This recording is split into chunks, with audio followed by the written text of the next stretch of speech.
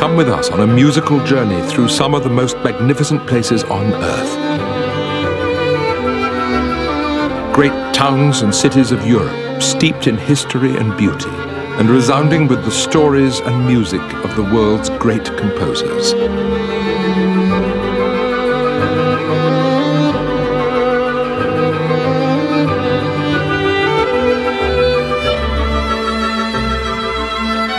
Mozart, Bach, Beethoven, Grieg, Vivaldi, Tchaikovsky. Just some of the greats in our classical destinations.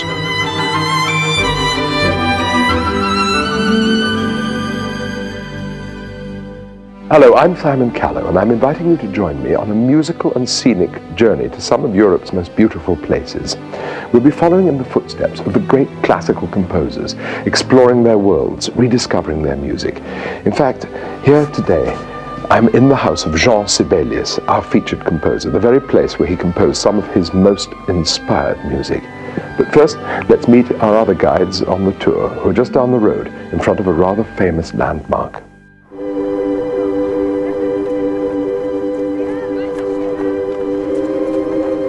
Welcome to Classical Destinations. I'm Matt Wills, and today we're in Helsinki, the capital of Finland. Helsinki has a magical blend of art and nature, and we're going to have great fun exploring it, along with the music of Jean Sibelius.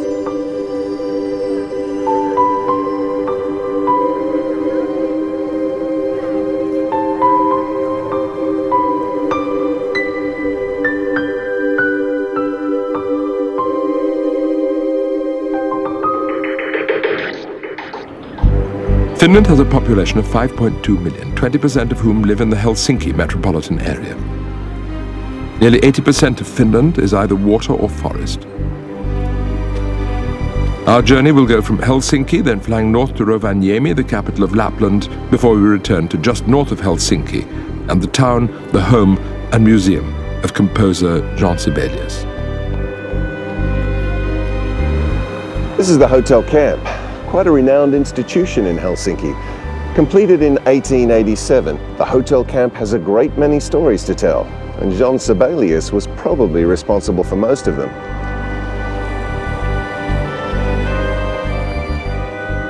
Over the past 100 years or so, the fates of the Hotel Camp and Finland have been closely knit together. The restaurants of the hotel have provided a beautiful setting for fabulous parties. The identity of the emerging Finnish nation was blueprinted at the camp.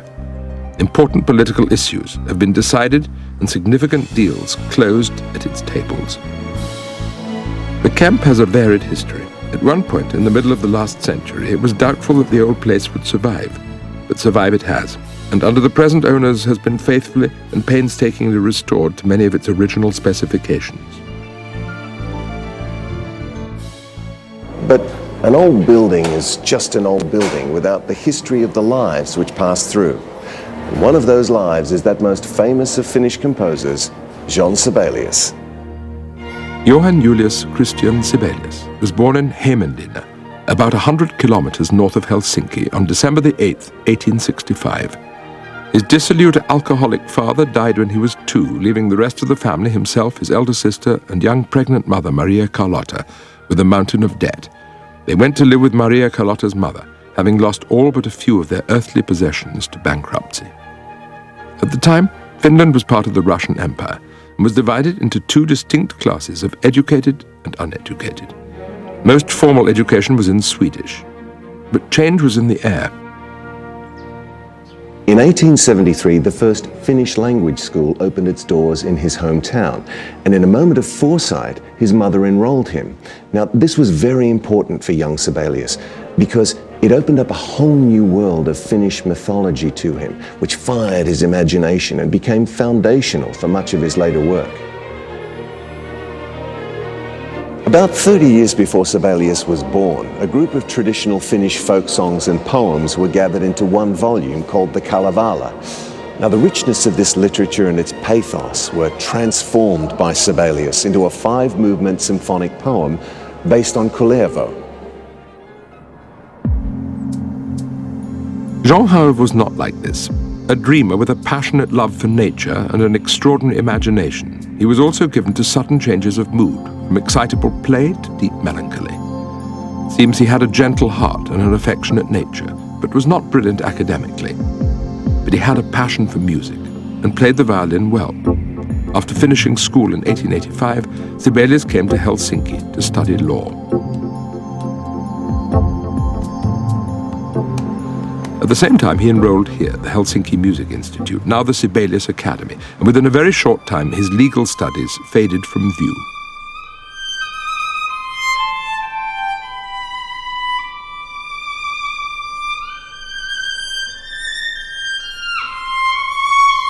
Though he dreamed of a career as a violin virtuoso, his time here convinced Sibelius that his future was in composition rather than performance. In 1889, his first masterpiece, the string quartet in A minor, was performed.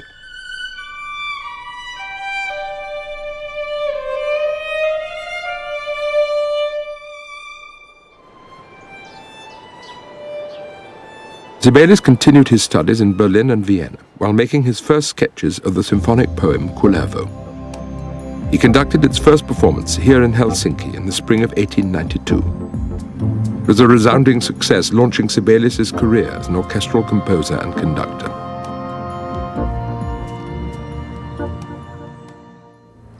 Sibelius' music sounds as if it has been exhaled from the earth and blown directly into our ears from those ancient Finnish forests and frozen lakes. And people recognize his quality as soon as Sibelius burst onto the scene as a young man in the 1890s. He was absolutely the right person at the right time for the Finns, who after centuries of being in the middle of a territorial and cultural tug-of-war between the Russians and the Swedes, wanted their independence. They wanted to return to their own customs and speak their own language again. Sibelius became their standard-bearer, delving for inspiration into his country's vast and wide-ranging folk poetry, epic the Kalevala. Unlike his contemporaries, Vaughan Williams and Bela Bartok, he doesn't recycle folk music. Those dark, enraptured melodies and that otherworldly sound are all his own. Take a work like The Swan of Tuonela. Sibelius wrote it in 1893. Tuonela, according to Finnish legend, is the Isle of the Dead, surrounded by the dark waters of a lake on which floats a single swan. Cold, dark, misty, altogether bleak. Sibelius uses the cor anglais to be the swan. It makes a very good swan, too, gliding over the motionless waters. Time, even breath, is suspended. You get the impression that all rhythm has been removed from the music, leaving just mood. One doesn't expect much dancing, after all, on an island where everyone is dead. In June 1892, he married Aino Järnefelt in her parents' home, and with that became a part of one of the most aristocratic and well-known Finnish-speaking families. Sibelius had 6 daughters. One of them, Kirsti, died of typhoid as an infant. Despite these trials and the fact that there wasn't much money until later, Aino endured it all and was a wonderful mother and grandmother. Sibelius' granddaughter Satu Jalas, daughter of Margareta Sibelius and Jussi Jalas, has special memories of her loving grandparents. When we were a child, he received us in the morning. He was still in bed after reading newspapers. We were perhaps outside, and then my grandmother called, "Now you can come and greet Grandpa." And then we came there and then, "Hello, how are you?" And then always, "What did you dream this night?" And then I said, "Perhaps some birds I saw." "Where were these birds? Did they sing or did they fly?" We had to, every detail we had to tell him.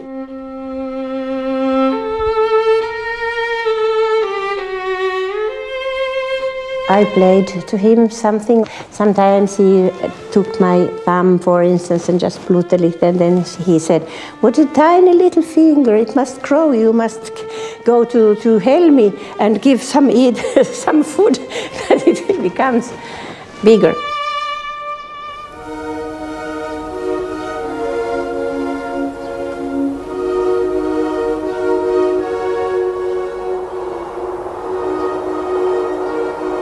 All his life he has walked so much in the forests. He was really very, very fond of nature. He needed and he listened to all the sounds, all the possible sounds and all the small details, and also the very big sea without shore and sky and colors. It is really, he had fantastic view of everything which surrounded him.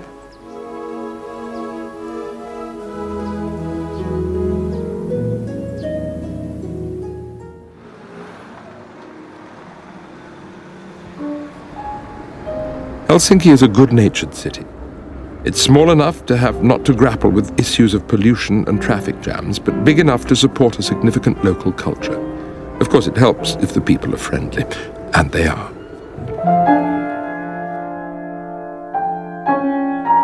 Now, I found that the term classical music connotes the wrong sort of thing to many people. They think that it's not only supposed to be out of their intellectual league, but also that it's anchored way back in the past, disconnected from today.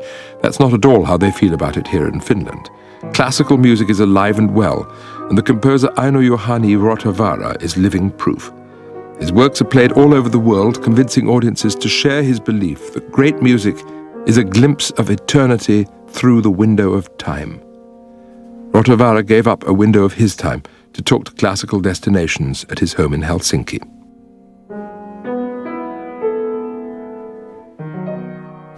Really, I think that even politicians and even businessmen consider music important. I think this too we have to thank Jean Sibelius for, because everybody knows how important his music has been in making Finland known internationally. He was extremely sensitive to criticism, and he still was criticized quite heavily till the very end, especially in Germany, in Sweden, and that his self-criticism was growing year after year, until he burned off the score of his 8th symphony, which was there already.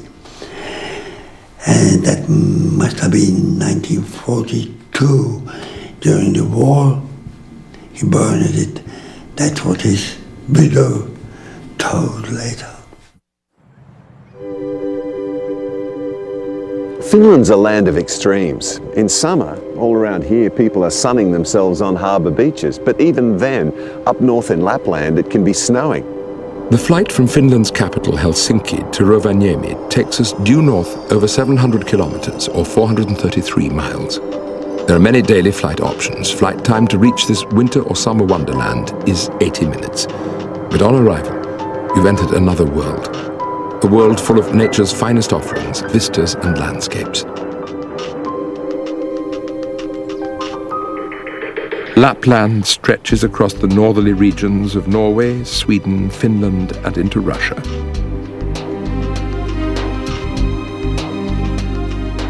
Santa's head office is right here in Rovaniemi, and this is his village. Unmissable.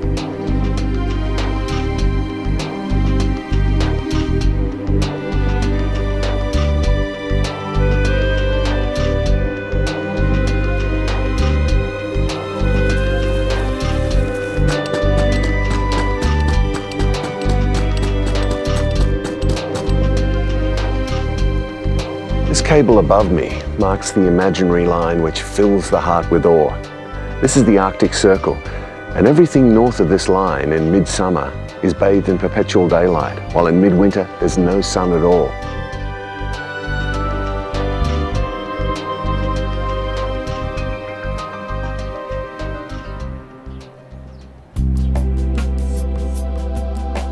The Sami people have lived here for many hundreds, if not thousands of years. They used to be called Laps by most. This is now considered derogatory by many Sami. While one would not immediately associate Lapland with outdoor activities, it's remarkable how energetic one can become in order to work up a sweat in this culture. This is a stunning winter holiday destination. You can visit a reindeer park, or embark on a dog sleigh ride, if you're game, or settle for a peaceful horse-driven sleigh ride in the forest. They even play golf here on the frozen rivers. Now that's serious. Personally, I'd rule the line at water sports, but some Finns just love it.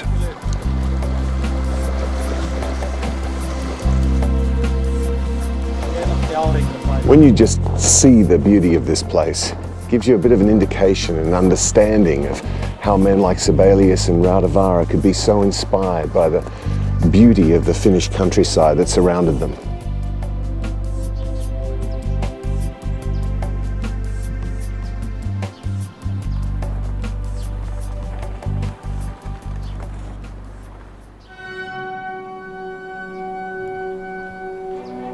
From the time they were married in 1892, Aino and Jean Sibelius lived in about 10 different places in Helsinki and nearby Kerava, not to mention the summers spent with friends and Jean's long concert tours abroad. But friends began to urge Jean, for the sake of his music and most likely his health, to turn his back on the temptations of the city. Nature and the woods here influenced his writing enormously. He said, "In Helsinki, the song died within me." So in 1904, the family moved into his house at Järvenpää, about an hour north of Helsinki. The house was called Ainola, in honor of Jean's long-suffering wife. Many of the designs for the house were hers. The sauna here on their property was built according to Aino's design. This painting is Aino in the 1880s on the rocks by the seashore, before she was engaged to Jean, painted by her brother Eero Järnefelt. The youngest of the Sibelius girls, Heidi, made these ceramic vases. She was an accomplished ceramicist and earned a bronze medal for her work at the Paris World's Fair of 1937. Jean and Aino's eldest daughter Eva said of her childhood here, "When we children were small, it seemed to us that our home, Ainola, was like a ship on the wide seas, and nothing was safe or certain outside it." Her feeling that way was understandable. The outside world was not altogether safe. Finland was at the time an autonomous Grand Duchy ruled by the Tsar of Russia. From 1899 on, a period of resistance and social upheaval began in Finland, which culminated in their declaration of independence in 1917, the same year, of course, as the Russian Revolution. Though the declaration was final, the process was gradual. Finland acquired its own national parliament in 1906, elected by equal and universal suffrage, which made Finnish women the first in the world to be granted full national political rights.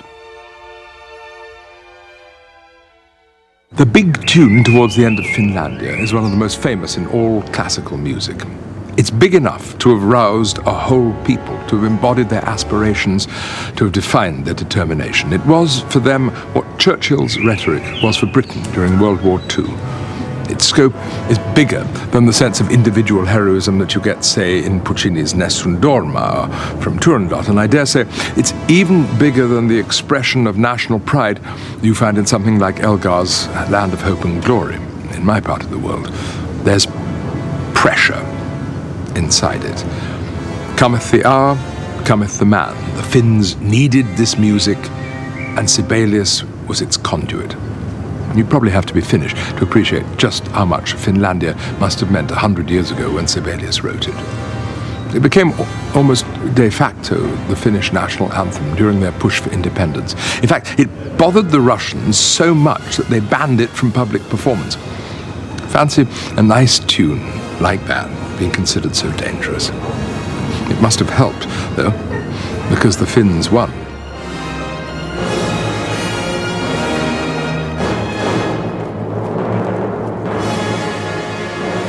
The moral of the tale with apologist to Noel Card is that it's strange how potent the people's music can be, though Sibelius was rather surprised. He thought Finlandia was pretty insignificant, which only proves how hard it is to judge one's own work. Inola was a place of tranquility and creativity for Sibelius, and most of his works were written here. And this dining room would have seen some interesting discussions. I can imagine one of his daughters asking him, "Papa, if your name's Johann, why does everyone call you Jean?" Sibelius's uncle Johann had died about a year before young Johann was born, and one day the small boy was playing with some things that his uncle had left behind, and he found a small pack of calling cards, business cards we call them today. Now his uncle was a sailor and travelled widely, and so he used the French version of his name, Jean. Sibelius kept the cards and brought them out 20 years later, introducing them as his own, with the name Jean Sibelius on them, and it stuck. 1908 was a bad year for Sibelius. He was frequently sick and depressed. His doctors found a malignant tumour in his throat. After successful surgery to remove it, he was warned to give up smoking and drinking. This time the composer did as he was asked and stayed on the wagon for 8 years. Sibelius loved listening to records, particularly of his own music, and when he did so with the volume turned right up, and sometimes he'd even press his ear against the loudspeaker to hear better. But that was pretty well the only sound that was allowed in the house. Silence was the element in which he had to compose. He wouldn't allow even plumbing because it might interfere with his concentration. He said, "Silence is speaking."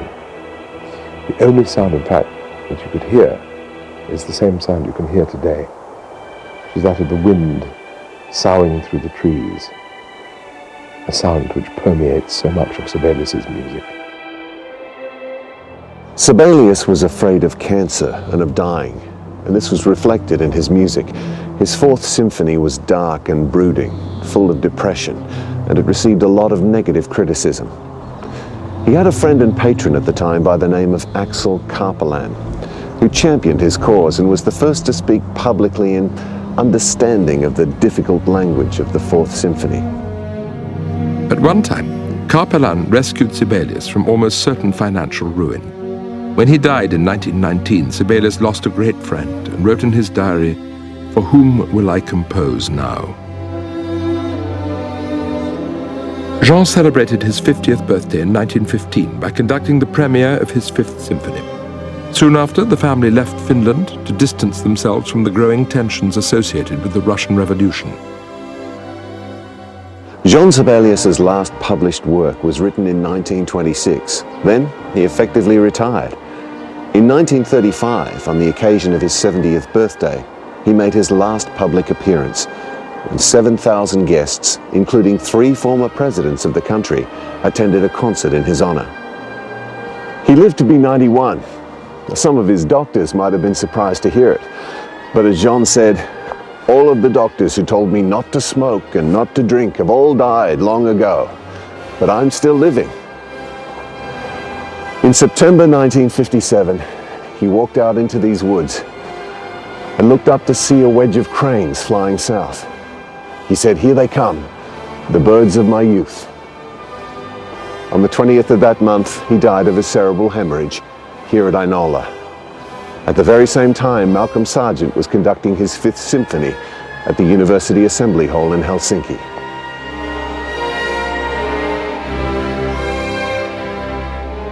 Sibelius was buried right here by his family, and after the death of her beloved Jean, Ino stayed on here at Inola until her own death in June 1969. It's an astonishing thing to do what Sibelius did when he wrote Finlandia, to embody the soul and the heart of a whole people. That's who Sibelius was when he wrote it. Just a few years after that beautiful portrait was painted, showing him for the passionate, tempestuous, fiercely concentrated genius that he was. And his people knew it. He's still their hero, their champion. 6,000 people a month come to visit this house, this symphony of wood, as Sibelius so beautifully called it. 17,000 people paid their last respects to Sibelius at his funeral service here at the great cathedral in Helsinki. For such a small country, the experience has been just amazing. Yes, and I'm so excited about our next episode because we're heading to St. Petersburg. Tchaikovsky, Borodin, Rimsky-Korsakov, the list goes on, not to mention the art. Absolutely. So keep your bags packed and ready for our next classical destination. I'm Simon Callow. Goodbye from me, from Matt, and from Nikki.